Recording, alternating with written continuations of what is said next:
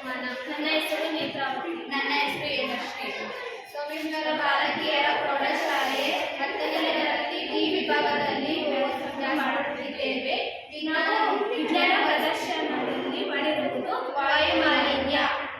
ಸ್ವಾಭಾವಿಕ ಪರಿಸರಕ್ಕೆ ಹಾನಿಯನ್ನು ಮಾಡುವ ರಾಸಾಯನಿಕ ಸೂಕ್ಷ್ಮ ಕಣಗಳು ವಾತಾವರಣಕ್ಕೆ ಸೇರಿಕೊಂಡು ಕಲುಷಿತವಾಗಿರುವುದನ್ನು ವಾಯುಮಾಲಿನ್ಯ ಎನ್ನುವರು. ಇದರಿಂದ ಜ್ವಾಲಾಮುಖಿಯ ಸ್ಫೋಟದಿಂದ ಬರುವ ರಾಸಾಯನಿಕ ಸೂಕ್ಷ್ಮ ಕಣಗಳು ಗಾಳಿಯಲ್ಲಿ ಸೇರಿಕೊಂಡು ವಾಯುಮಾಲಿನ್ಯವನ್ನು ಮಾಡುತ್ತಿದೆ. ವಾಯು ಮಾಲಿನ್ಯದಿಂದ ಉಂಟಾಗುವ ಪರಿಣಾಮಗಳು ಕ್ಯಾನ್ಸರ್, ಅಸ್ತಮಾ, ಶ್ವಾಸಕೋಶಕ್ಕೆ ಸಂಬಂಧಿಸಿರುವ ಕಾಯಿಲೆಗಳು ಬರುತ್ತವೆ.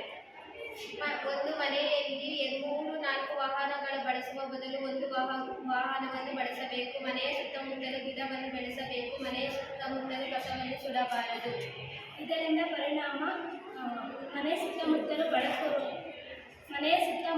ಕಸವನ್ನು ಸುಡುವುದರಿಂದ ಆರೋಗ್ಯಕ್ಕೆ ಹಾನಿಕರವಾಗುತ್ತದೆ. ಇದರಿಂದ ಜೀವಿಗಳ ಜೀವಿತಾವಧಿಯು ಕಡಿಮೆಯಾಗುತ್ತದೆ. ಧನ್ಯವಾದಗಳು.